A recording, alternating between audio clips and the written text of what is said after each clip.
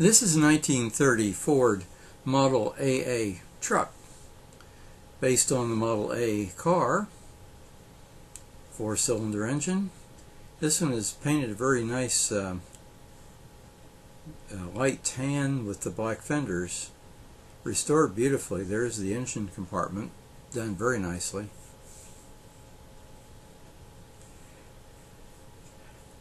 This was when the truck was very simple, a very simple mechanism. Notice the scuff plate there on the running board. Notice the wire wheels,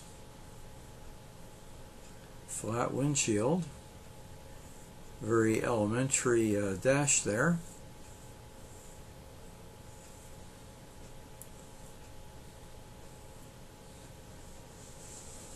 Very serviceable.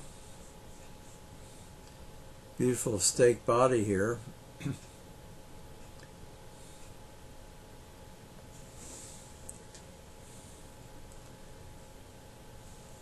And you'll notice the load here in the back has to do with milk and potatoes. Now this is a farming area, so that's quite appropriate. And I'm sure many of these trucks earned their keep over the years by hauling such goods to market.